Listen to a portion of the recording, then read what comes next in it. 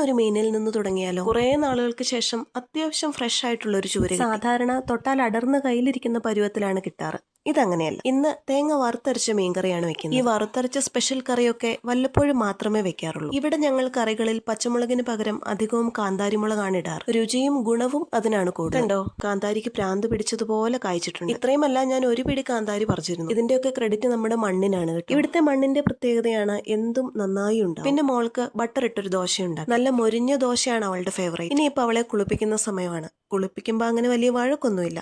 കുറെ ടോയ്സ് ഞാൻ ഇട്ട് കൊടുക്കും. അവൾ അതുകൊണ്ട് എന്തെങ്കിലുമൊക്കെ കളിയൊക്കെ കളിച്ചുകൊണ്ടിരിക്കുന്ന സമയത്ത് നൈസായിട്ട് അങ്ങ് കുളിപ്പിക്കും. പണ്ട് തൊട്ടേ അവൾ അങ്ങനെ കുളിപ്പിക്കുമ്പോൾ ഒട്ടും വഴക്കിടാറില്ല. പിന്നെ പതിവ് പോലെ മോളെ ഉറക്കിയതിന് ശേഷം അല്ലറ ചില്ലറ പരിപാടികളുണ്ടായിരുന്നു. അതിന്റെ ഇടയിൽ കൂടെ മീൻകറി സെറ്റ് ആയിട്ടുണ്ട്. എങ്ങനെയൊക്കെ മീൻകറി വെച്ചാലും തേങ്ങ വറുത്തരച്ച് ഏറെ കുടംപുളിയിട്ട് നല്ല എരിവോടെ വെക്കുന്ന മീൻകറിക്ക് ഒരു പ്രത്യേക രുചിയാണ്. കണ്ടോ, നല്ല കുറുകിയ ചാറ്. എനിക്ക് മീൻകറിക്ക് ചാറ് വെള്ളം പോലെ ഇരിക്കുന്ന ഒട്ടും ഇഷ്ടമല്ല. അല്പം കുറുകിയിരിക്കണം. ചാറിന് നല്ല കൊഴുപ്പ് കിട്ടാൻ ഒരുപാട് പൊടിക്കൈകളുണ്ട്. അപ്പോൾ ഇനി മറ്റൊരു വീഡിയോയിൽ കാണാം. താങ്ക്